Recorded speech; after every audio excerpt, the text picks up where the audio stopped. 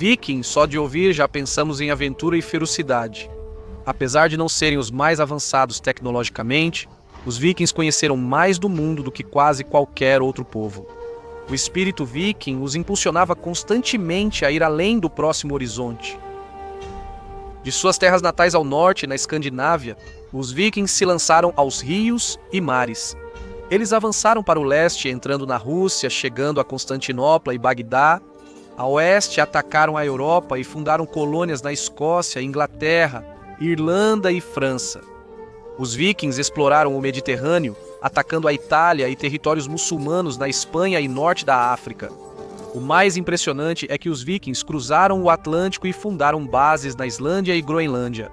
Eles chegaram a explorar a América do Norte séculos antes das expedições de Colombo.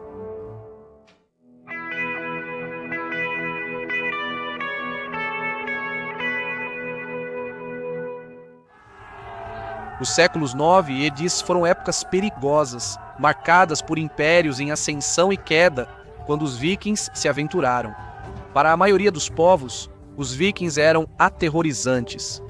A visão de seus navios longos com cabeças de dragão no horizonte causava pavor em muitos: aldeões, anglo-saxões das Ilhas Britânicas, francos carolíngios e muçulmanos de Córdoba enfrentaram os vikings e se chocaram com a rapidez e ousadia de seus ataques. Mas os vikings não eram todos invasores violentos. Muitos deles eram comerciantes e colonos. Eles atuaram no comércio de Bagdá à Inglaterra e fizeram alianças com governantes locais. Um grupo de vikings integrou a guarda pessoal dos imperadores de Bizâncio. Vikings eram excelentes metalúrgicos e artesãos. Seus navios longos continuam impressionantes até hoje. Para cada viking que voltava para casa rico com saques, muitos outros morreram em batalha ou pereceram de doenças em acampamentos militares miseráveis ou se afogaram em tempestades violentas no mar. Esses homens arriscaram tudo por terra, riqueza e fama. Sua ética valorizava a coragem acima de tudo. A religião nórdica contrastava muito com o monoteísmo do cristianismo e islã, que destacavam a submissão ao Ser Supremo e evitar o pecado. Os deuses vikings eram guerreiros divinos, e a vida era uma disputa de bravura. Para os nórdicos, Yggdrasil, uma grande árvore de freixo, estava no centro do universo. Os galhos de Yggdrasil se espalhavam pelos céus, unindo os reinos dos deuses. Gigantes de gelo e fogo, elfos, anões, humanos e o submundo. No início da criação, Odin e os primeiros deuses mataram Ymir. Os deuses criaram um mundo como um círculo plano com 3 regiões, cada uma com seus habitantes, todas centradas em Yggdrasil. Os gigantes foram banidos para as bordas exteriores chamadas de Jotunheim, de onde tramaram vingança pela morte de Ymir. Com os filhos de Ymir, os deuses ergueram uma fortaleza para afastar os gigantes, criando o reino do meio, Midgard. Enquanto caminhavam pela praia primordial, Odin e seus irmãos encontraram 2 troncos trazidos pelo mar. A partir deles, criaram Ask e Embla, o primeiro casal humano. Os deuses deram Midgard como lar ao homem. Eles ficaram com o domínio central, Asgard, lar celestial dos Aesir. Asgard revela muito sobre as atitudes dos vikings. Asgard era o salão de um rei guerreiro celestial, onde deuses festejavam e julgavam. De seu grande trono, Odin observava todo o universo. Assim como os chefes que o honravam, Odin presidia sua própria casa de guerreiros. Os Einherjar, os mais bravos guerreiros caídos em batalha, eles viviam em Valhalla, lar de Odin e dos mortos em batalha. Salão dourado com lanças como vigas e teto de escudos e armaduras. Todas as manhãs, os Einherjar marchavam para batalhas onde morriam. À noite, eles eram magicamente curados e então retornavam a Valhalla para festejar com hidromel e carne, apenas para marchar novamente para mais guerra. No dia seguinte, os Einherjar eram atendidos pelas Valquírias, belas espíritas femininas vestidas com armaduras. Por ordem de Odin, as Valquírias desciam aos campos de batalha para levar os mais bravos caídos a Valhalla. A coragem assegurava ao viking um lugar na casa de Odin. Para os nórdicos, Odin era ligado à sabedoria. Seus presentes para o homem foram as runas, a poesia e a profecia. O próprio Odin era incansável em sua busca por sabedoria. Certa vez, ele permitiu ser enforcado em Yggdrasil por 9 dias para desvendar os segredos das runas. Thor, filho de Odin e deus do trovão, era o mais popular, protegendo os homens dos gigantes com seu martelo mágico. Viajantes usavam pequenos martelos de Thor como amuletos de proteção. Das deusas, as mais invocadas provavelmente eram Frigg, esposa de Thor, chamada pelas mulheres durante o parto, e Freyja, deusa do amor, da beleza e da fertilidade. A localização de Midgard transmite a ideia nórdica de que a humanidade existe entre a ordem dos deuses e o caos elemental de Utgard, o mundo exterior. Entre Midgard e Utgard ficava o mar, habitado por uma enorme serpente que circundava o mundo e o mantinha unido ao morder o próprio rabo. Os galhos de Yggdrasil chegavam ao céu e suas raízes iam até o poço de Urd, onde os deuses faziam suas assembleias. Yggdrasil simbolizava a natureza cíclica da vida, trazendo água do poço e distribuindo-a por todo o cosmos. O universo de Asgard, Midgard e Utgard, com Yggdrasil no centro, reflete a concepção nórdica da própria sociedade deles. No centro ficava a casa da fazenda cercada pelas terras cultivadas, com a natureza selvagem e perigosa além disso. Embora Utgard fosse caótico e assustador, entendia-se que ele continha a matéria elementar necessária para a criação e a descoberta da sabedoria. E assim os vikings viajavam além do Midgard de seus lares para penetrar no caos distante dos mares, ansiosos por descobertas. Uma família nórdica cultivava perto de casa uma árvore doméstica, símbolo de Yggdrasil e da estabilidade do lar. O historiador Roberto Ferguson escreve: seja o que for, o paganismo nórdico não era a ausência de uma cultura, era a era viking. Os escandinavos tinham sua própria cosmologia, sua própria astronomia, seus próprios deuses, sua própria estrutura social, suas próprias formas de governo e suas próprias ideias sobre como viver e morrer da melhor maneira.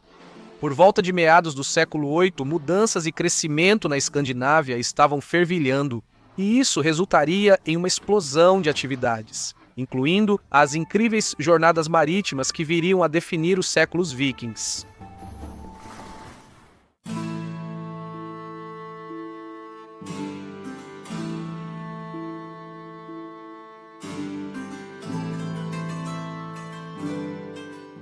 Ao se tornar rei dos saxões do oeste, Alfredo, o Grande, enfrentou a ameaça mortal dos vikings. Mas Alfredo tinha vasta experiência como comandante, tendo lutado com seu irmão, o rei Etelredo. Além disso, Alfredo foi atormentado por uma doença ao longo da vida, segundo o amigo e biógrafo Acer. Historiadores hoje creem que isso pode ter ocorrido. Doença de Crohn é crônica, pode ter longas remissões, mas causa muita dor nas crises. Apesar da doença, Alfredo foi um governante ativo e dedicado. A condição não o impediu de ter filhos. Joana Armin estima que a primeira filha e primogênita de Alfredo, Aethelflæd, nasceu por volta dessa época, aproximadamente em 870. Alfredo, o Grande, foi coroado durante um período de profunda turbulência. Para os ingleses da época, devia parecer o fim dos tempos. Os vikings destruíram todos, menos 2 dos reinos anglo-saxões da Grã-Bretanha. Reis haviam sido martirizados, casas de Deus saqueadas, mosteiros deixados em ruínas. O próspero comércio do século VIII colapsou e o aprendizado atingiu seu ponto mais baixo. Alfredo mais tarde reclamaria que ao sul do rio Humber mal restava um sacerdote alfabetizado. Um mês após Alfredo, o Grande, assumir o trono em 871, ele enfrentou 2 exércitos vikings perto de Wilton. A coalizão viking era formidável, especialmente com o reforço do grande exército de verão. Nesse confronto, os anglo-saxões foram derrotados, e Alfredo percebeu que só poderia afastar a ameaça ao seu reino subornando os invasores. Essa era uma solução antiga, mas nunca definitiva, contra os ataques vikings. Isso geralmente trazia mais hostilidade e Alfredo não conseguia mais manter essa política financeiramente ruim. As terras do rei não geravam Danigeld, então era preciso arrecadá-lo do povo de Wessex e das propriedades da igreja. No ano seguinte, o grande exército pagão tomou medidas para consolidar seus ganhos. Sob o comando do chefe viking Halfdan, avançaram para a Mércia, onde estabeleceram uma base em Repton. Durante o inverno de 873 a 84, Nortúmbria e Anglia Oriental já eram controladas por eles. Antes, Wessex ajudara a Mércia, mas agora não. Os mércios estavam impotentes para derrotar os dinamarqueses. O rei Bergrid e sua esposa foram depostos e exilados. Bergrid fugiu para Roma, onde morreu no ano seguinte. Sua esposa, irmã do próprio rei Alfredo, terminou seus dias em um convento. Nunca mais um rei independente governaria a Mércia. Os dinamarqueses colocaram seu próprio governante fantoche. No ano seguinte, o exército dinamarquês se dividiu. Halfdan foi ao norte consolidar o poder na Nortúmbria. A crônica anglo-saxônica simplesmente afirma que Halfdan dividiu as terras dos nortúmbrios e eles passaram a arar e se sustentar. Essa passagem gerou muitos debates. Os vikings tomaram terras dos habitantes locais ou compraram propriedades dos senhores nativos, com o tesouro agora enchendo seus cofres? Seja como for, está claro que o grupo de Halfdan se estabeleceu em York como lar permanente. Aqui a terra era fértil e não havia oposição. Esse lugar era ideal para os aventureiros dinamarqueses se estabelecerem. Os nomes de lugares locais mostram a mistura das línguas escandinava e anglo-saxônica. Quando os antigos invasores viraram agricultores, houve interação, cooperação e comércio entre os povos. Os vikings estavam se casando com a população local e não eram apenas guerreiros chegando da terra natal escandinava. Há indícios de que os dinamarqueses também levavam suas mulheres. Outro indício de que os vikings se tornavam fazendeiros, deixando de atuar só como saqueadores. Enquanto isso, o exército de verão liderado por Guthrum ficou na Mércia e montou base em Cambridge naquele ano. Guthrum agora concentrava suas ambições no último território não conquistado da Inglaterra, Wessex. Em 876, o exército de Guthrum invadiu o reino. Eles evitaram o exército de Alfredo, tomando Wareham em Dorset. Alfredo inicialmente sitiou o inimigo em sua fortaleza. Ele recuou ao saber de uma grande frota viking navegando pela costa de Wessex para reforçar Guthrum. Mais uma vez, o rei teve que negociar. Guthrum jurou deixar Wessex e deu reféns como garantia. Desta vez, porém, Alfredo queria uma garantia mais forte. Guthrum concordou em jurar sobre um anel sagrado. Essa prática solene entre os vikings usava um anel identificado como de Thor, uma grande pulseira de ouro usada no braço do chefe, utilizada pelos próprios dinamarqueses na troca de juramentos. No entanto, o esforço de Alfredo em apelar para a piedade viking se mostrou inútil. Guthrum não cumpriu seu voto. Talvez o líder viking estivesse seguindo o conselho de Odin das palavras do Altíssimo. Se há um homem em quem você não confia, mas de quem você só deseja o bem, fale com ele de forma amigável, mas pense de maneira falsa. Guthrum e seus homens mataram seus reféns saxões ocidentais e fugiram à noite para Exeter. A frota mencionada anteriormente foi destruída nesse momento por uma tempestade na costa de Swanage. Isso resultou na perda de cerca de 120 navios, um golpe sério para os esforços de Guthrum. Após a tempestade, Alfredo e suas tropas acamparam em frente a Exeter. O rei se recusou a atacar a cidade para expulsar os invasores, mas os saxões estavam bem posicionados e Guthrum não conseguiu reabastecer seu exército. Mais uma vez, os dois lados chegaram a um acordo. Depois de aterrorizar o Wessex por mais de um ano, Guthrum finalmente se retirou em agosto de 877. O descontentamento aumentava entre os saxões ocidentais. Muitos estavam frustrados com a forma como Alfredo lidava com a ameaça viking. O arcebispo da Cantuária escreveu ao Papa reclamando da prática do rei de pagar os dinamarqueses. Recentemente, alguns historiadores sugeriram que membros de alto escalão da nobreza da Saxônia Ocidental podem até ter tentado depor Alfredo. Isso pode explicar por que o reino estava tão despreparado quando Guthrum atacou de novo. O rei comemorava o Natal em Chippenham quando os dinamarqueses chegaram e causaram caos. Os vikings executaram a manobra brilhantemente, alcançando total surpresa. Se o regime de Alfredo realmente desmoronava e um golpe ocorria, o rei e seu círculo ficariam ainda mais vulneráveis. A surpresa do ataque, possivelmente junto com a revolta da nobreza saxônica ocidental, não deixou a Alfredo outra opção a não ser recuar para a floresta. Com sua família e seu séquito pessoal de guerreiros e seguidores, Alfred enfrentou a difícil jornada pelas florestas de Somerset. Ele e seus companheiros passaram a viver do que coletavam e caçavam. Durante os rigorosos meses de inverno, eles viveram como fugitivos. A Ser descreve o caos virtual desse período. Os vikings, pela força das armas, forçaram muitos saxões a emigrar por pobreza ou medo, e quase todos os habitantes daquela região se submeteram à autoridade deles. Alfredo estava determinado a se recuperar dessa derrota. Após a Páscoa de 878, Alfredo construiu uma fortaleza em Athelney, nos pântanos de Somerset. A partir daqui, ele enviou missões de coleta de informações, tentando animar o espírito do seu povo e descobrir quem atenderia ao seu chamado contra o inimigo.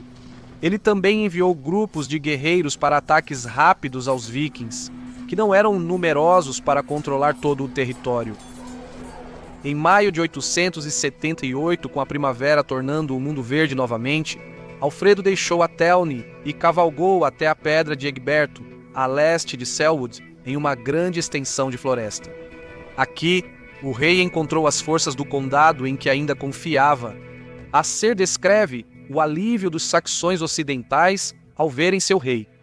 O desespero era generalizado em Wessex. Mas agora, aqui estava Alfredo, vivo e reunindo seus homens para lutar de volta. Sua inteligência era sólida e o exército reunido. Alfredo então agiu decisivamente. O rei marchou com seus homens. Guthrum, um excelente comandante por mérito próprio, estava bem ciente dos movimentos de Alfredo. O líder viking preparou suas forças para enfrentar a contraofensiva saxã ocidental. Foi Guthrum quem escolheu o local da batalha, posicionando suas forças no topo de uma colina cercada por valas. Isso forçaria Alfredo a lutar morro acima e evitaria que os vikings fossem flanqueados. Os saxões ocidentais chegaram agora a Edington, em Wiltshire. Lá, eles encontraram Guthrum e seu exército viking. A batalha começou. Joanna Armin afirma que, apesar das representações na televisão, saxões e vikings tinham armas e equipamentos parecidos. Escudos arredondados com bossas de metal eram segurados à frente, formando uma parede considerada impenetrável. Espadas eram armas de status, pertencentes só aos muito ricos.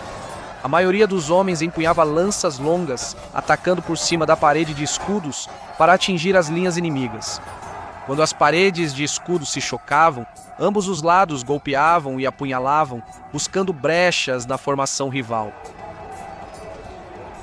A Ser descreve o confronto. Na manhã seguinte, Alfredo moveu suas forças até Edington. Lutando contra uma parede de escudos do exército viking, ele perseverou por muito tempo. No fim, venceu pela vontade de Deus. Ele destruiu os vikings com uma grande matança e perseguiu aqueles que fugiram até a fortaleza, abatendo-os. Max Adams escreve que as vantagens de Alfredo estavam no comando de um exército defendendo sua terra natal e na superioridade tática.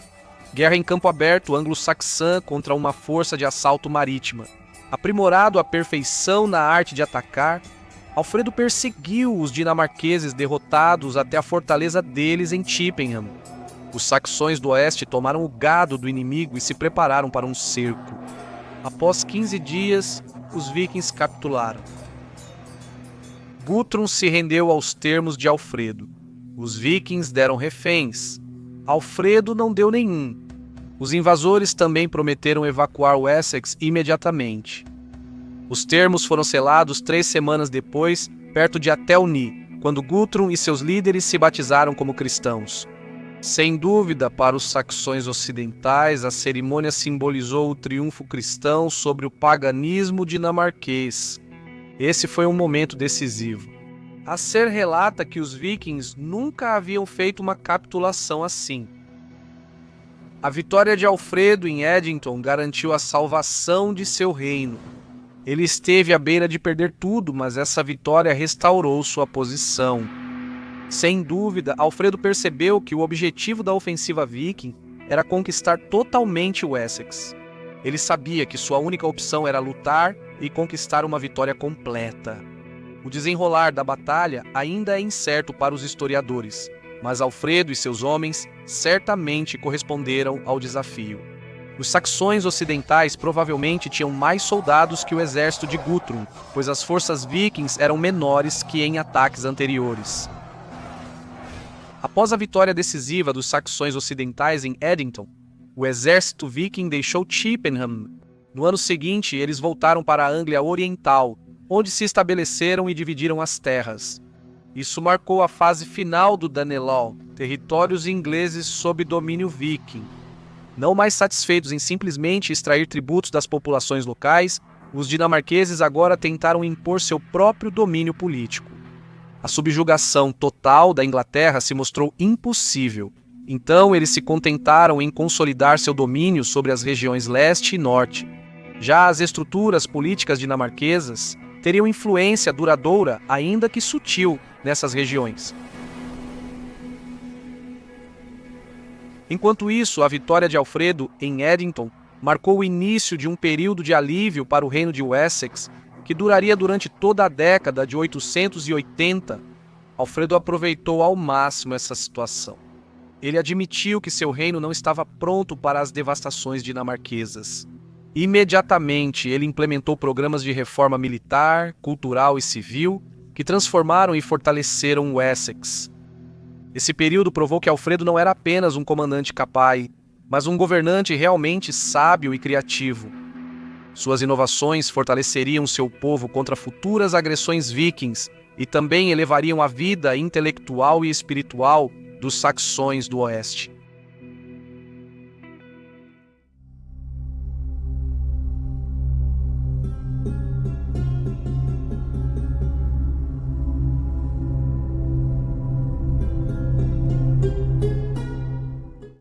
Em 24 de novembro de 885, um exército viking liderado pelo dinamarquês Sigefredo chegou às muralhas de Paris.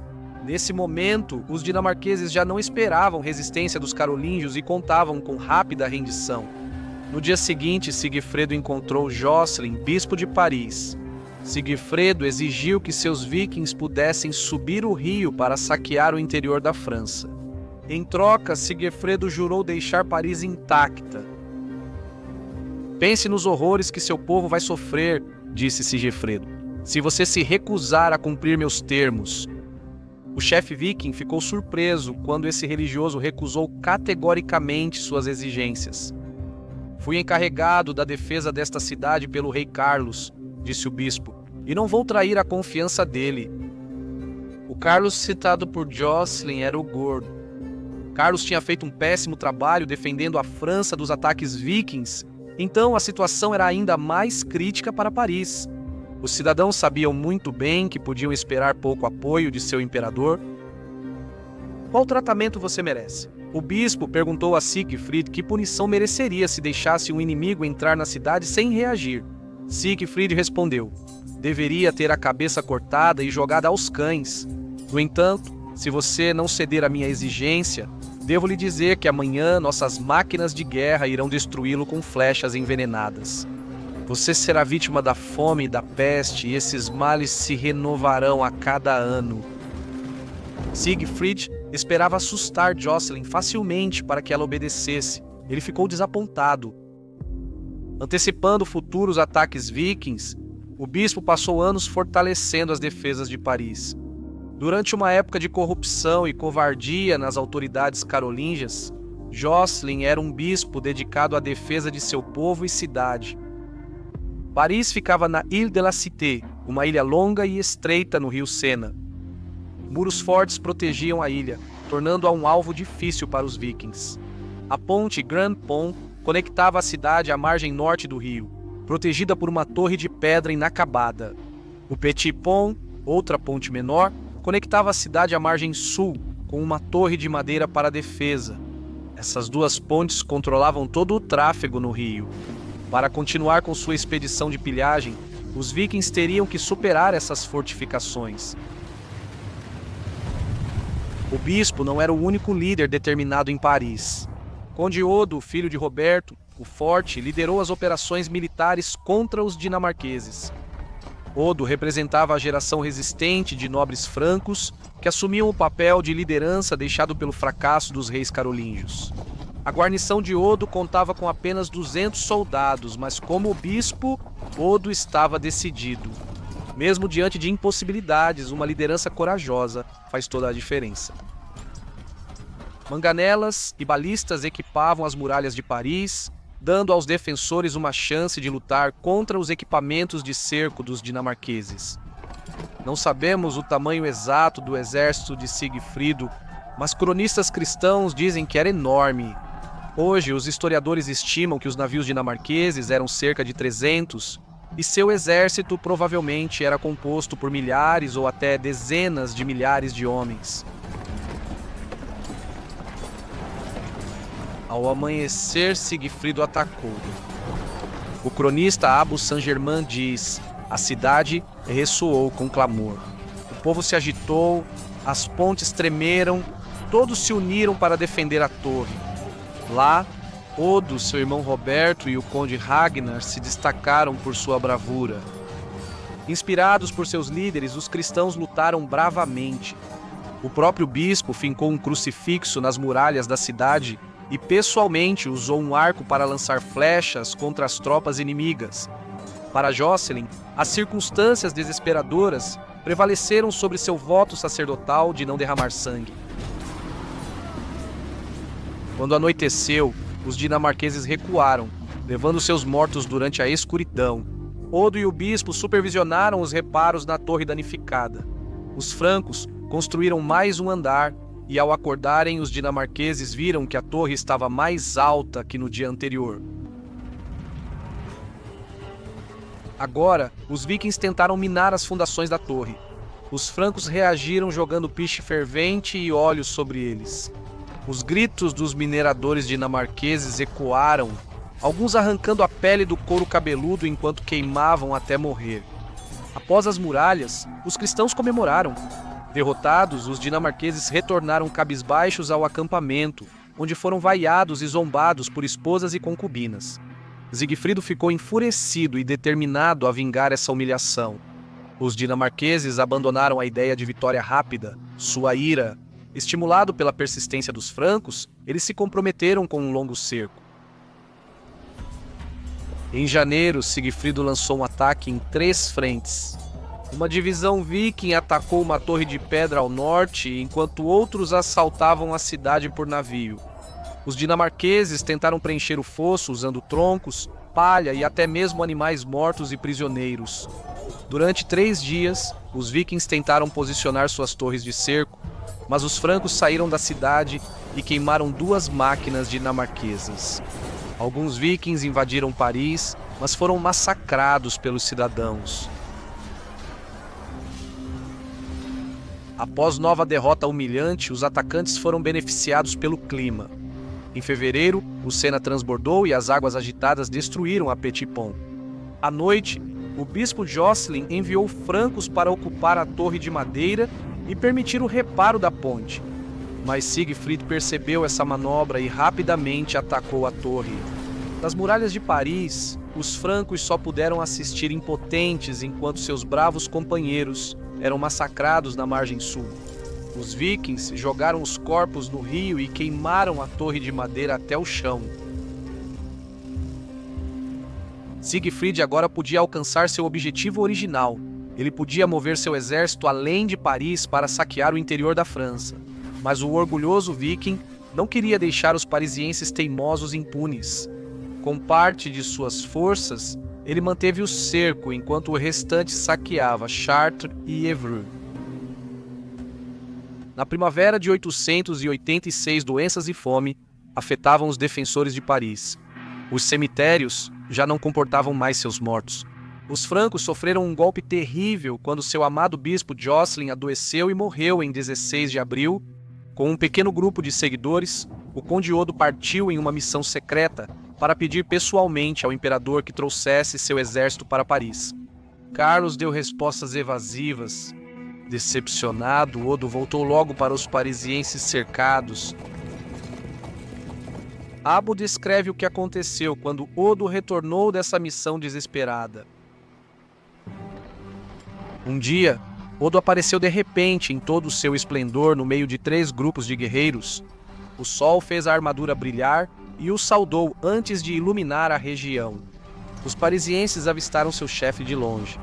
Mas o inimigo, esperando impedir que ele entrasse na torre, atravessou o Sena e tomou posição na margem. Mesmo assim, Odo, com seu cavalo a galope, passou pelos nórdicos e chegou à torre, cujos portões foram abertos para ele. Finalmente, em outubro, o arcebispo de Reims avisou ao imperador que, se ele perdesse Paris, perderia seu reino. Finalmente, Carlos reuniu um exército e marchou. Porém, ao chegar a Paris, para surpresa dos defensores, o imperador apenas iniciou negociações com os sitiantes.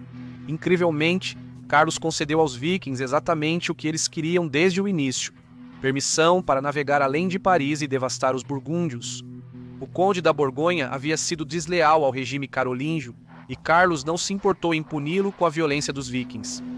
Os defensores de Paris ficaram revoltados. Eles se recusaram a cumprir os termos de Carlos o Gordo. Neste momento, a Petit Pont já estava consertada e os parisienses impediram o avanço dos navios dinamarqueses. Os vikings tiveram que arrastar suas embarcações por terra e relançá-las rio acima de Paris. Como uma demonstração final de sua fraqueza, Carlos pagou aos dinamarqueses 700 libras de prata em troca da paz. O cerco de Paris acabou com a pouca credibilidade que restava a Carlos, o Gordo. Num conselho em Frankfurt, os francos orientais depuseram Carlos e elegeram seu sobrinho Arnulfo. Abandonado até pelos aliados, Carlos se isolou em uma propriedade na Floresta Negra e morreu em janeiro de 888. Circulavam rumores de que Arnulfo mandou estrangular o tio. Por fim, o antigo império de Carlos Magno colapsou completamente. Enquanto os francos orientais reconheciam Arnulfo, Borgonha, Itália e Provença, elegeram seus próprios governantes. Enquanto isso, os francos ocidentais coroaram como rei Odo, o herói de Paris. Com Odo, os vikings enfrentariam um tipo de oponente bem diferente. Nos anos seguintes, homens como Odo e Arnulfo mudariam fundamentalmente o rumo da era viking na França. Mas vamos deixar isso para um vídeo futuro.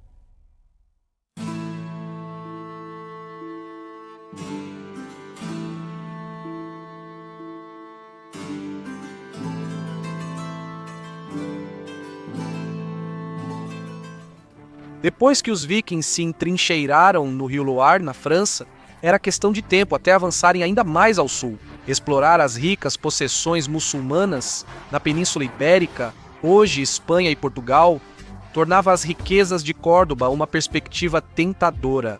No século IX, o Emirado Omíada de Córdoba era o principal bastião muçulmano no oeste.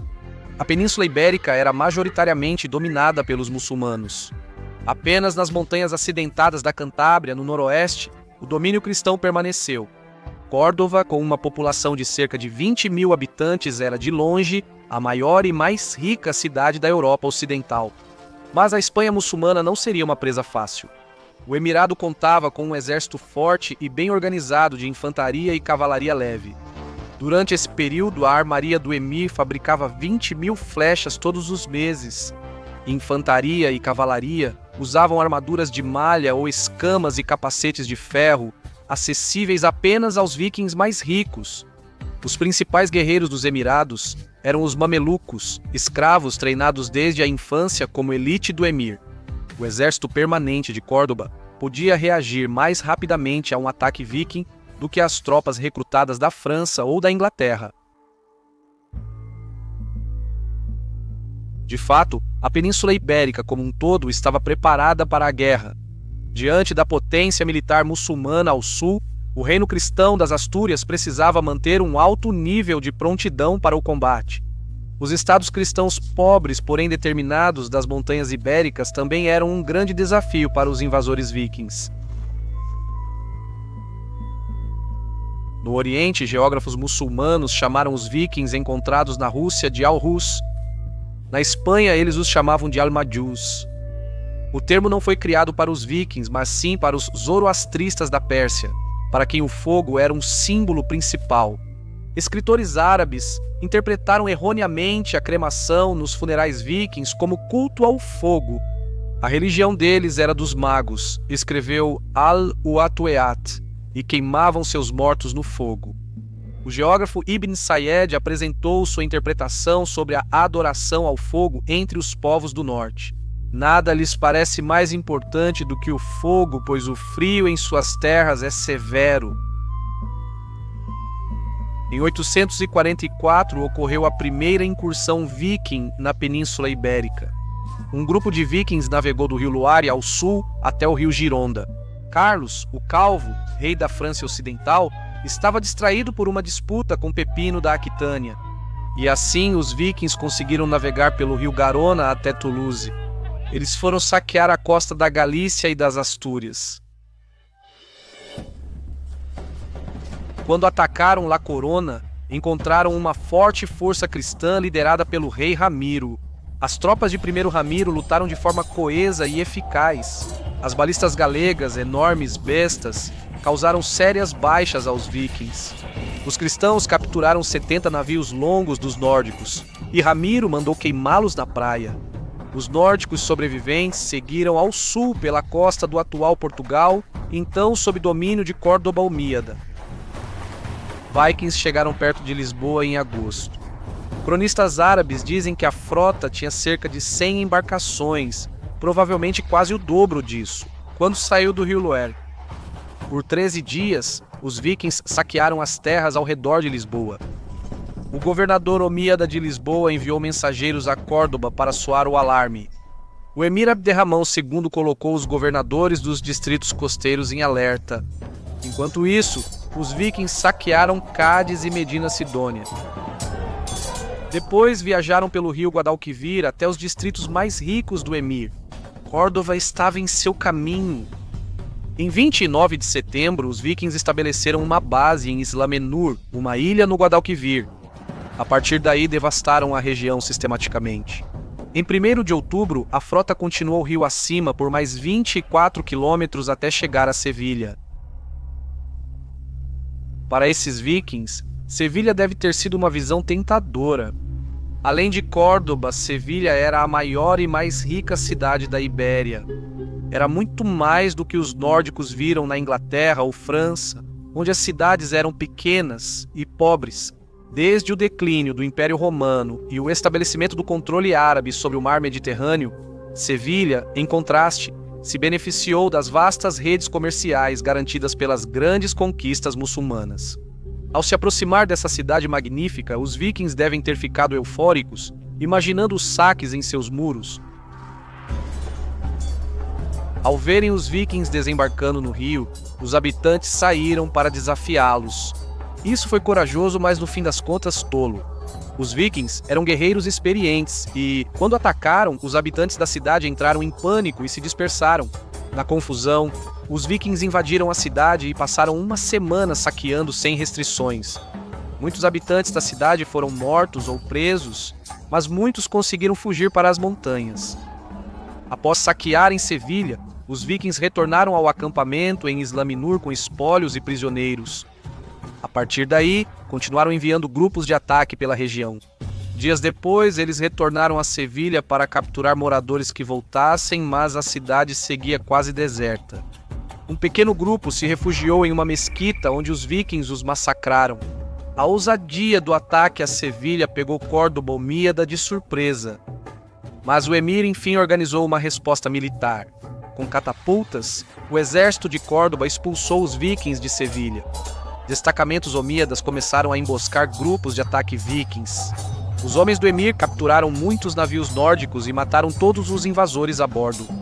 Com o tempo, os omíadas seguiram pressionando os vikings, tornando sua posição insustentável. No início de novembro, muçulmanos emboscaram a maioria dos vikings perto de Sevilha, matando muitos, inclusive o líder. Para comemorar, o emir enviou as cabeças do comandante viking e de cerca de 200 de seus homens ao emir Berbere em Tanger. Os vikings sobreviventes agora estavam presos em sua base na ilha. Eles negociaram com os omíadas, trocando seus prisioneiros por passagem para fora da Espanha. O restante da frota nórdica passou por Lisboa a caminho do Loaves. O historiador John Haywood estima que menos de um quarto da expedição original voltou para casa. No confronto com os asturianos ao ousado saque de Sevilha, o primeiro ataque viking à Ibéria provou ser uma aventura mortal, marcada pelo aventureirismo imprudente que caracteriza a era viking. Após esse episódio chocante, o emir tomou medidas para reforçar suas defesas. Foram criados postos de observação na costa atlântica e instalada uma armaria em Sevilha. O emir também montou uma frota para patrulhar a costa. Os navios de guerra muçulmanos eram galés de vela rápidas com tripulações de 50 a 100 marinheiros e guerreiros. O emir colocou catapultas em suas embarcações para combater qualquer futura incursão viking. Mas o ataque viking mais famoso à Ibéria foi liderado por dois dos mais renomados comandantes vikings da história, Bjorn, Braço de Ferro, e Hastini. Depois, a lenda descreveu Bjorn como filho de Ragnar Lodbrok, figura semi-mitológica das sagas nórdicas. Quando criança, diziam que a mãe de Bjorn o havia imbuído de magia e invulnerabilidade a ferimentos, o que lhe rendeu o título de Braço de Ferro. Hastini foi um dos líderes vikings mais viajados do século IX, encerrando sua carreira como o último grande oponente de Alfredo, o Grande, na Inglaterra. Em 859, Hastini e Bjorn zarparam dos 62 navios para a costa ibérica. Primeiro tentaram atacar Galícia e Astúrias, mas os cristãos resistiram fortemente. Então, eles seguiram para saquear a costa oeste do Emir, onde inicialmente encontraram alvos mais fáceis. Mas a frota do Emir respondeu rapidamente, capturando 2 navios vikings já carregados de saques e prisioneiros. Com navios muçulmanos perseguindo, Bjorn e Hastini avançaram pelo rio Guadalquivir, possivelmente para atacar Sevilha. Quando os navios do Emir atacaram com armas incendiárias, os vikings perderam vários navios para o fogo e escaparam por pouco. Os vikings costumavam evitar resistência e buscar alvos fáceis. Bjorn e Hastini fizeram o mesmo. Eles foram para Alacires, próximo a Gibraltar, e fizeram um ataque surpresa, dominando totalmente os habitantes. Os vikings saquearam a cidade e incendiaram a mesquita principal. Na esperança de encontrar mais saques, Bjorn e Hastini atravessaram o Estreito de Gibraltar e entraram no Mediterrâneo. Eles atacaram a costa africana invadindo Nacor, derrotaram rapidamente as tropas locais e depois saquearam livremente por uma semana. Eles capturaram o harém de um emir local, que depois foi resgatado pelo próprio emir de Córdoba.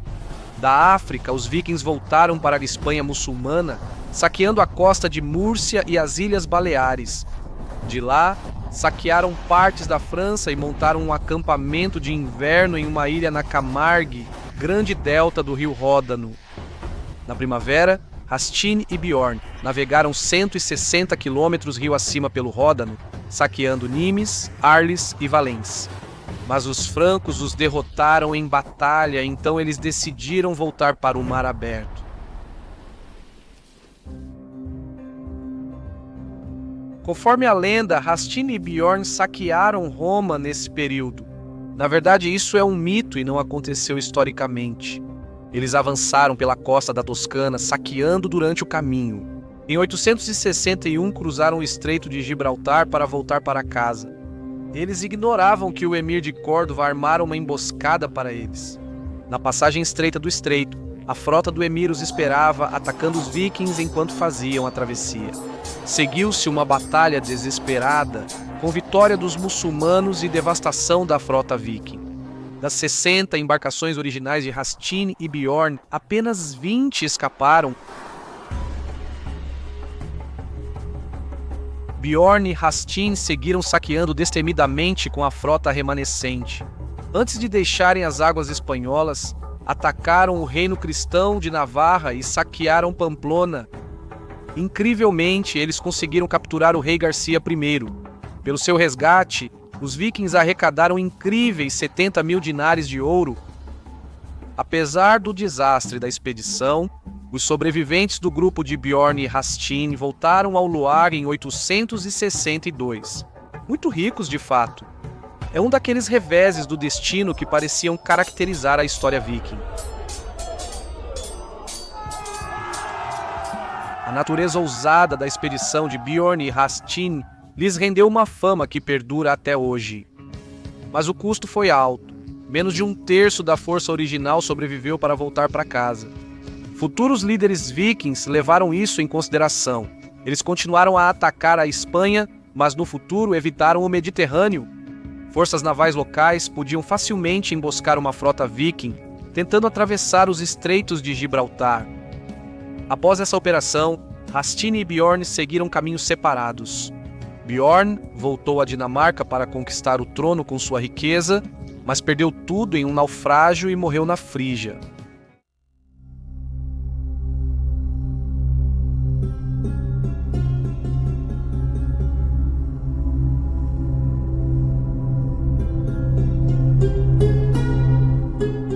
A sabedoria é a mais alta virtude, e dentro dela existem outras 4 virtudes. Uma é a cautela, a segunda é a moderação, a terceira é a coragem e a quarta é a justiça. A sabedoria torna quem a ama sábio, honrado, temperante, paciente e justo, além de preencher com boas qualidades. Isso é da tradução de Alfredo, o grande da Consolação da Filosofia de Boécio. Os anos 880 foram intensos para Alfredo, marcados por atividade, reflexão e estudo. O rei passou esse período fortalecendo as defesas militares de seu reino, além de ler e traduzir as obras de pensadores como Boécio. Alfredo buscou incutir sabedoria em si e em seus súditos. Ele sabia que seu povo precisava ser forte no corpo, mente e espírito. Alfredo também passou esse período fortalecendo os laços com seu vizinho Mércia. A coroa de Wessex tinha laços profundos com os mercianos. Alfredo era casado com Elswith, uma dama merciana que trouxe muitos parentes e clérigos de sua terra. Historiadores destacam que nas décadas de 880 e 890, a corte de Alfredo tinha muitos mercianos. Nessa época, Aethelredo, senhor dos mercianos, tornou-se presença constante na corte de Wessex, acompanhando o rei em várias campanhas militares. Os dois governantes passaram a se conhecer bem, tanto no campo de batalha quanto na sala do conselho. Alfredo organizou o casamento de sua filha Aethelfleda com o jovem senhor da Mércia. Quando Aethelfleda foi para a Mércia em 886 para iniciar sua vida de casada, ela já conhecia bem seu marido, Aethelredo, e tinha confiança de que havia unidade de propósito entre ele e seu pai. Aethelfleda e seu irmão Eduardo dariam continuidade à dinastia de Alfredo. Quando crianças, eles aprenderam as ricas tradições literárias anglo-saxãs. A poesia heróica que encantou Alfredo também foi ensinada a Aethelfleda e Eduardo. Isso lhes incutiu um senso da majestade de sua própria linhagem real. O bispo Acer nos conta sobre a lendária ancestralidade de Alfredo, que incluía até antigos deuses germânicos e escandinavos como Odin. Os filhos mais novos de Alfredo e outras crianças anglo-saxãs se beneficiariam de uma educação ainda mais ampla com o estabelecimento da Escola Real de Alfredo.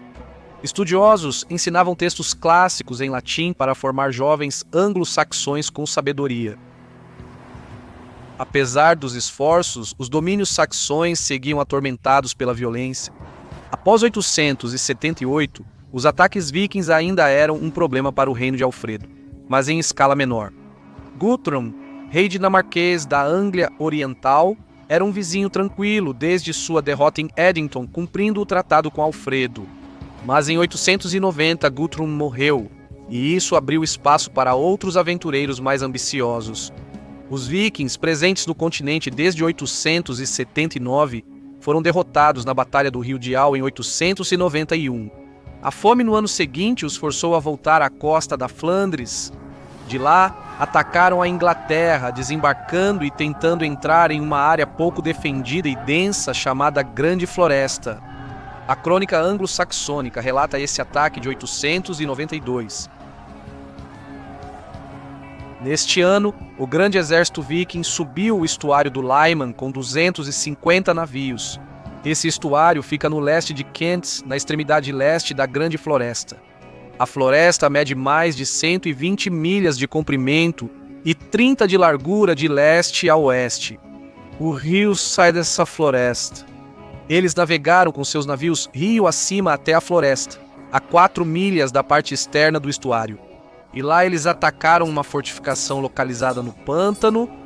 Alguns plebeus estavam presentes lá dentro e ela estava apenas pela metade construída. Logo depois, Hastings subiu o Tâmisa com 80 navios e construiu uma fortificação em Milton, enquanto o outro exército viking fez uma em Appledore. Este trecho captura o brilhantismo da estratégia viking.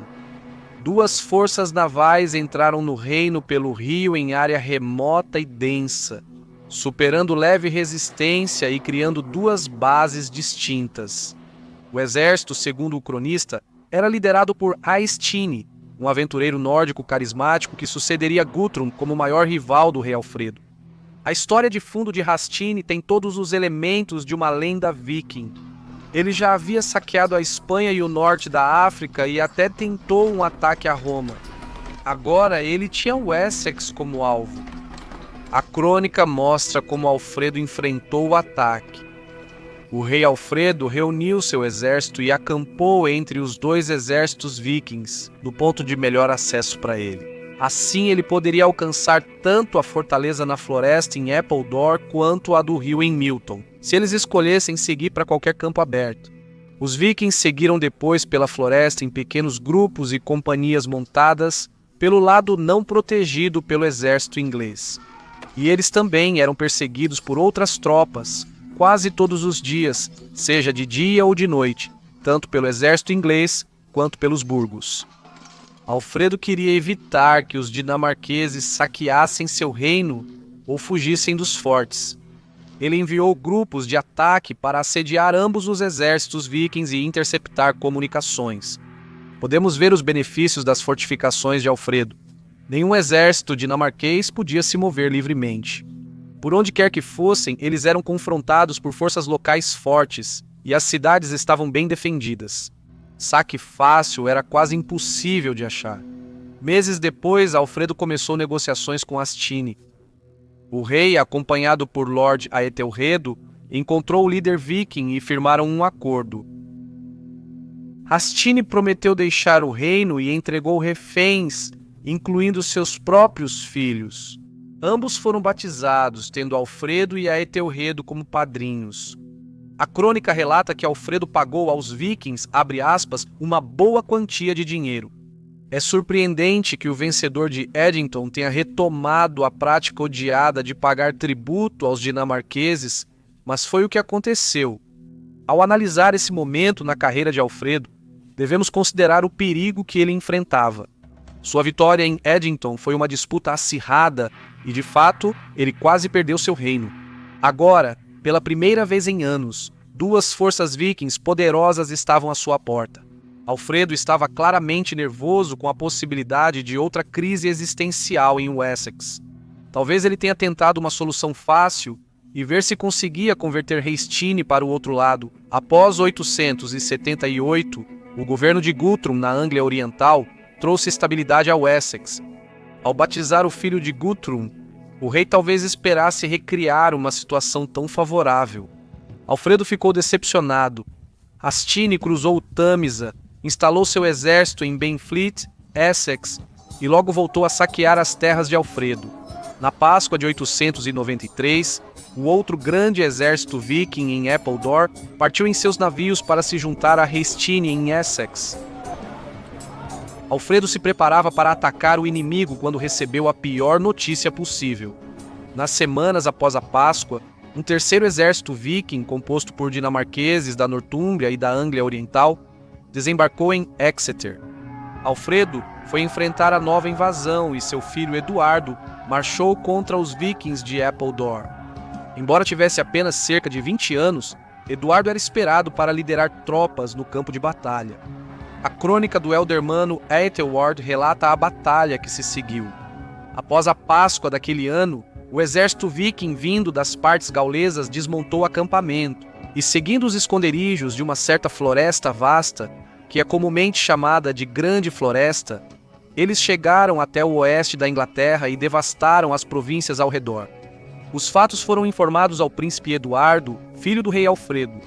Ele liderava uma campanha no sul da Inglaterra, depois foi acompanhado pelos ingleses do oeste. O confronto ocorreu em Farnham, com a multidão gritando ameaças. Sem demora, os jovens atacaram com armas. Eles foram devidamente libertados com a chegada do príncipe. O líder viking foi ferido e os saxões expulsaram seus apoiadores pelo rio Tâmisa para o norte. Assim, o jovem Eduardo venceu sua batalha. Os saxões recuperaram muito espólio e os vikings fugiram para a ilha Thorney. Aqui, Eduardo sitiou o inimigo em seu acampamento. No entanto, Eduardo enfrentou um problema sério. Os recrutas, sob seu comando, tinham poucas provisões e seus períodos de serviço estavam acabando. Resmungaram ao pensar em um cerco longo. Muitos desses homens iam voltar para suas guarnições em diferentes distritos. A chegada de Lord Athelred com um exército merciano de Londres salvou a situação. Eduardo e Athelred iniciaram negociações e os vikings concordaram em deixar a região. Athelred mostrou ainda mais suas habilidades ao liderar mercianos e saxões do oeste juntos. Ele surpreendeu Hastings na base de Benfleet. A crônica fornece um relato memorável dessa batalha. Então os ingleses chegaram, colocaram o exército viking em fuga, invadiram a fortificação e tomaram tudo o que estava dentro. Quanto a bens, mulheres e crianças, também foram levados para Londres, onde destruíram ou queimaram tudo. Todos os navios, os 2 filhos de Hastings e sua esposa, foram levados ao rei. A fortaleza de Hastings foi destruída em Benfleet, mas ele escapou com a maioria de seus homens. Esse era o talento mais notável do nórdico, tornando-o um espinho persistente no lado dos anglo-saxões. Hastings estabeleceu um novo acampamento fortificado em Shrewsbury. Ele atravessou a Inglaterra rapidamente até Buddington, nas colinas galesas, para montar acampamento. Essa foi uma jornada notável por território hostil, na qual os vikings conseguiram evitar a detecção pelas guarnições saxãs, um testemunho da mobilidade e eficácia dos nórdicos. Isso colocou Hastings perto do exército viking da Nortúmbria e Anglia Oriental, que enfrentava o rei Alfredo em Exeter. Porém, quando Hastings saqueou o país de Gales, os invasores da Nortúmbria e Anglia Oriental abandonaram sua posição e retornaram para casa. As operações de Alfredo foram eficazes. Os vikings simplesmente perceberam que não conseguiriam avançar com o exército real em campo. Esse avanço reduziu a pressão sobre os anglo-saxões. Lord Ethelredo então lançou um ataque decisivo contra Hastings.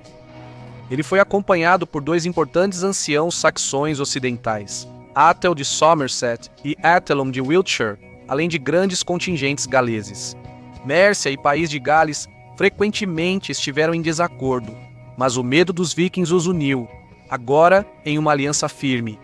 Por semanas, a coalizão anglo-galesa sitiou os vikings de Hastings em Buddington. Sem poder enviar grupos de forrageamento, os dinamarqueses logo passaram fome e comeram seus cavalos. Aestine decidiu tentar uma fuga através do rio. Isso resultou em uma batalha sangrenta. Houve muitas baixas dos dois lados, com perdas dinamarquesas superiores.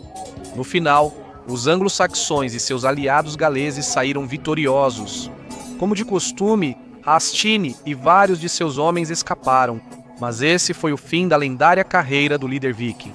Suas forças recuaram para a Anglia Oriental e depois disso Hastin desaparece da história.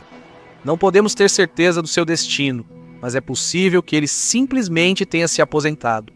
A essa altura, ele provavelmente estava na casa dos 50 anos e era um homem rico após uma vida inteira de saques pela França e pelo Mediterrâneo. Ao final de 893, Alfredo, o Grande, e aliados venceram um perigoso inimigo após meses de intensos combates. Isso mostrou a eficácia das reformas militares de Alfredo.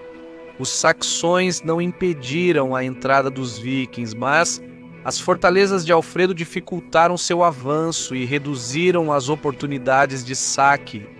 Os aldeões encontraram refúgio nos burgos fortificados e as milícias locais assediaram e perseguiram com eficácia os grupos de ataque dinamarqueses. Distantes das expedições lucrativas, os vikings consideraram essa guerra exaustiva, restando apenas ferimentos de batalha como resultado. Nessa época, Alfredo já era idoso e teve papel menos ativo nas campanhas. Etelredo, da Mércia, liderou batalhas importantes, e Eduardo, filho e herdeiro do rei, também mostrou seu valor. Os saxões ocidentais cooperaram com os mércios, os galeses e vários exércitos cristãos que se deslocaram conforme necessário durante a crise. Ao mesmo tempo, a situação revelou limitações no estabelecimento militar anglo-saxão. O príncipe Eduardo quase viu sua vitória em Farnham se transformar em derrota quando suas tropas ameaçaram se dispersar porque estavam prestes a completar seu período de serviço e estavam ficando sem provisões. Também é possível questionar a persistente negociação com as forças vikings. Ao notar as deficiências dos exércitos de Alfredo, devemos considerar também a competência de seus oponentes. Esses vikings não eram saqueadores desorganizados, mas invasores eficientes, rápidos e evasivos. Os dinamarqueses usavam bem as vias navegáveis, frequentemente escapando das contraofensivas saxãs. Aestine em pessoa era o tipo de comandante ousado que inspirava o melhor em seus homens e era um incômodo persistente para Alfredo e seus seguidores.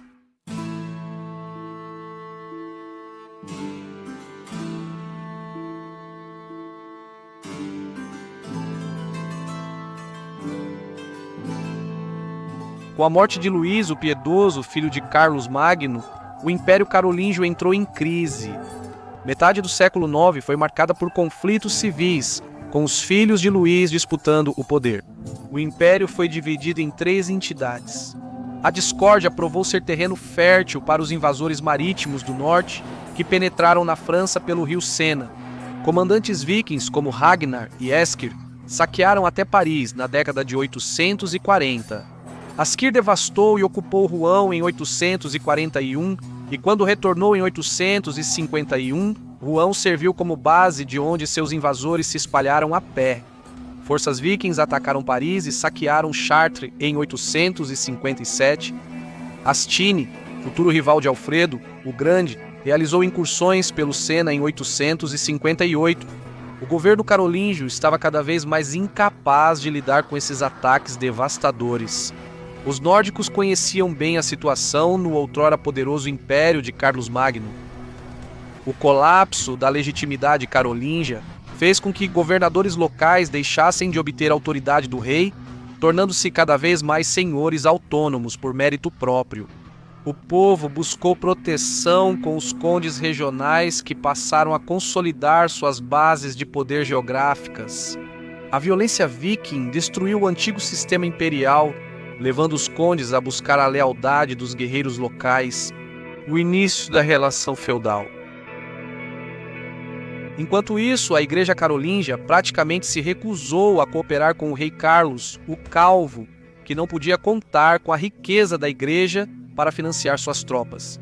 Reis carolíngios empobrecidos e sem exércitos eficazes ficaram restritos a decretos impotentes. O crime estava desenfreado e o monarca emitia proclamações dizendo que os ladrões deveriam ser advertidos com amor cristão para se arrependerem e que a punição deveria ser administrada aos culpados, fim de citação, conforme os funcionários locais se lembravam delas. À medida que as coisas pioravam, os reis chegaram a pedir que os funcionários reais jurassem solenemente que eles próprios não recorreriam ao roubo e ao saque. A violência viking tornou grande parte do noroeste inabitável. Os líderes nórdicos Hastini e Bjorn devastaram tanto a península de Cotentin que ela ficou deserta e abandonada. Das brumas das lendas nórdicas, surge um homem chamado Rollo, que começa a desempenhar um papel importante nesses eventos do final do século IX. Dudo, um dos primeiros cronistas dos normandos, relata que Rollo era dinamarquês e foi expulso de sua terra natal. Junto com outros jovens guerreiros, considerados uma ameaça pelo rei dinamarquês, Rollo tomou o mar e começou sua carreira como saqueador viking. Na Inglaterra, ele se uniu aos dinamarqueses que dominavam o norte e leste da ilha. O Danelau Rollo formou um laço com Guthrum, o chefe viking que governava a Anglia Oriental. Guthrum deixou de saquear após ser derrotado por Alfredo, o Grande, na Batalha de Edington. Após o batismo, Guthrum tornou-se Athelstan e manteve os acordos com o rei Alfredo. Dudo relata que Rollo e Guthrum, dinamarqueses, tornaram-se aliados próximos.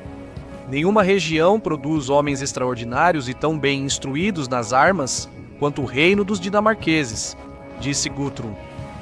Talvez por influência de Guthrum, Rollo começou a perceber o sucesso que poderia alcançar, não saqueando os cristãos, mas formando associações com eles. O relato de Dudo sobre Rollo, embora convincente, não é incontestável em nossas poucas fontes sobre o misterioso viking. Na saga de Snorri sobre Haroldo Cabelos Belos, Rollo é norueguês, não dinamarquês, e é descrito como sendo tão grande que nenhum cavalo conseguia carregá-lo. Por isso ele é chamado Rollo, o Andarilho. A figura fundadora dos normandos, grande cavaleiro do século XI, é mostrada aqui como um homem sem utilidade para cavalos. Rollo saqueou a França com a mesma brutalidade de outros chefes nórdicos. Entre 876 e 886, Rollo liderou seus vikings até Rouen. Os francos defendiam a cidade a cavalo, mas Rollo queria neutralizar essa vantagem. O estratagema que ele criou pode ser considerado um prelúdio apropriado para a famosa astúcia dos normandos. Ele ordenou que sua tripulação viking cavasse buracos entre o rio Sena e as muralhas, depois camuflados com grama. Assim que a batalha começou, os vikings fingiram recuar para seus navios. Os francos começaram a persegui-los a cavalo, e foi nesse momento que caíram direto na armadilha preparada pelos nórdicos. Rollo e seus homens então entraram em Rouen sem oposição. Em 911, o rei Carlos, o Simples, convidou Rollo para a mesa de negociações. O historiador Roberto Ferguson afirma que Carlos reconheceu o direito de Rollo governar uma grande área no noroeste da França, francamente descrita como frequentemente devastada por Hastini e por você. Rollo e seus nórdicos se converteriam ao cristianismo e ajudariam Carlos a defender seu reino. O pacto foi selado por um casamento entre Rollo e a filha de Carlos, Gisla. Dudo inclui duas anedotas que enfatizam o ideal do guerreiro viking, independente e orgulhoso. Aparentemente, uma vez que o acordo foi feito entre os carolíngios e os nórdicos, Rollo foi informado de que agora deveria demonstrar sua submissão ao rei, beijando o pé de Carlos. Rollo recusou. Nunca me ajoelharei diante de nenhum homem e não beijarei o pé de ninguém. Ordenou que um de seus homens fizesse o gesto por ele. O viking avançou, agarrou o pé do rei e o jogou para trás, fazendo com que Carlos caísse de costas. Isso provocou risos entre os nórdicos, mas indignação entre os francos. A história parece uma lenda de acampamento, passada entre os normandos, para que se lembrassem de sua superioridade.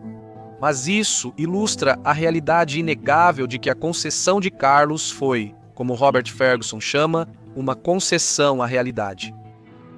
Dudo descreve outra ocasião, quando um emissário de Carlos perguntou a vikings pelo título de seu líder, eles responderam, nenhum, já que todos somos iguais. Isso enfatiza a antiga igualdade da tropa de guerra viking.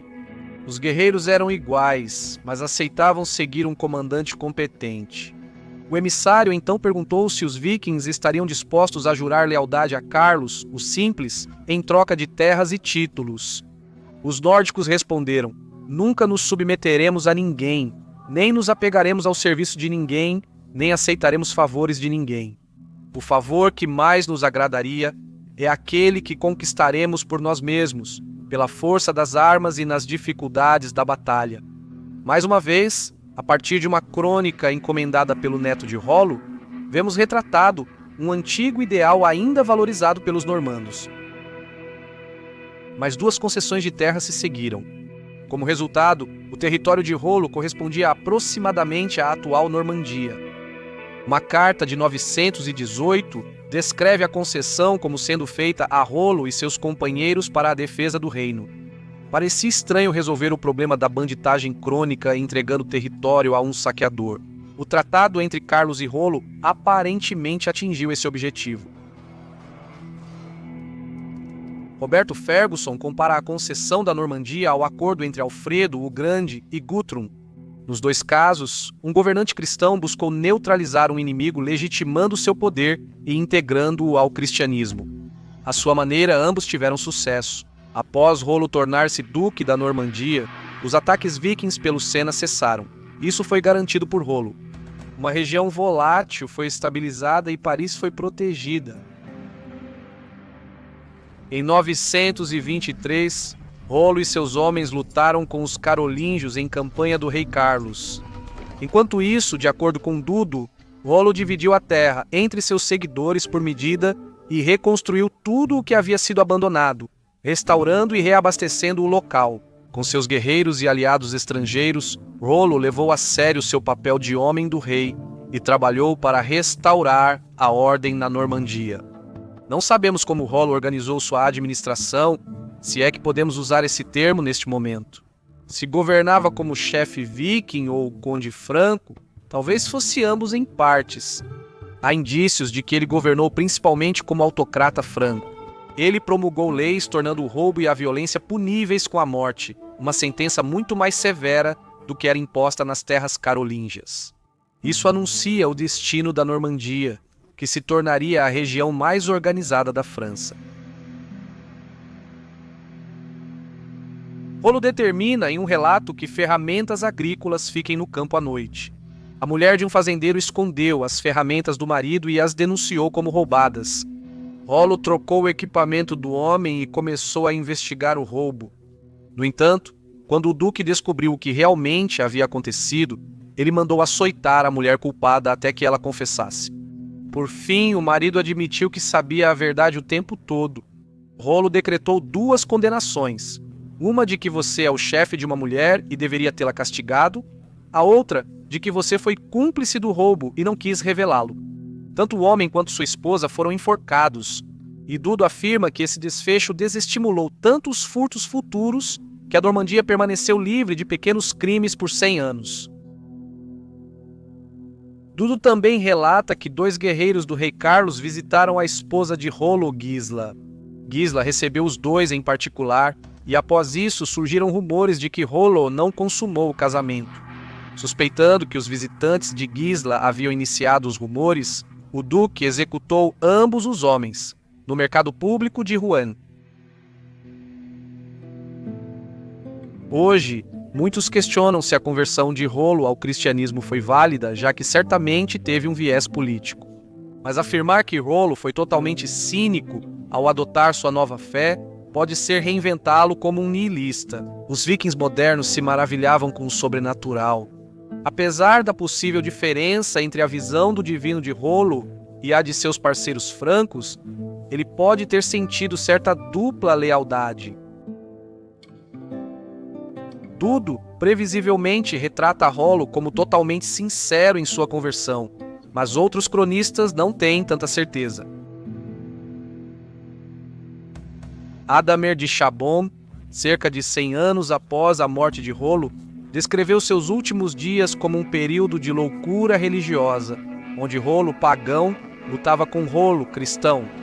Ao perceber que estava morrendo, Rollo temeu a ira de Thor e Odin. e ordenou que 100 prisioneiros cristãos fossem sacrificados para apaziguar a fúria dos antigos deuses. O governante enfermo temeu ser condenado ao inferno por Cristo e distribuiu muito ouro e riquezas às igrejas de seu reino. Dudu nunca teria lembrado desses incidentes desconfortáveis, e é possível que a história de Adamer seja exagerada ou falsa. Mas Roberto Ferguson afirma que a história revela uma visão rara e convincente das tensões violentas que podiam surgir, quando homens devotos mudam o objeto de sua devoção por conveniência política. No caso de Rollo, elas pareciam ser de partir a mente. Após o batismo, alguns seguidores de Rollo recusaram-se a se converter ou voltar às crenças antigas. Temos uma carta do século X escrita pelo arcebispo de Rouen para um colega, pedindo conselhos sobre como lidar com convertidos pagãos apóstatas. Arqueólogos encontraram sítios de sepultamento vikings do século X na Normandia. Eduardo Gibbon insiste que, em poucas gerações, a conversão foi genuína. Os filhos dos vikings de Rollo esqueceram Thor e Odin e adotaram totalmente a fé em Cristo. R. Alan Brown diz que o renascimento religioso na Normandia começou quase imediatamente e que foi liderado principalmente pelos duques. Guilherme Espadalonga, sucessor de Rollo, refundou o mosteiro de Jumièges por volta de 940 e queria tornar-se monge ali. Ricardo Sem Medo, seu filho, restaurou a abadia de Saint-Joan em Rouen. A vida monástica estava no centro do renascimento religioso normando. Desde cedo, os normandos se identificaram com a ideia dos monges como guerreiros espirituais, engajados em uma batalha perpétua contra as forças das trevas. Através de orações constantes, o monge e o cavaleiro viraram os dois braços do Estado normando. No século XI, as abadias da Normandia tornaram-se os centros mais poderosos do cristianismo ocidental. Conheça os normandos, descendentes cristãos invencíveis dos vikings. Veja nosso documentário completo sobre a conquista normanda da Sicília. Clique no link na sua tela ou veja o link na descrição abaixo.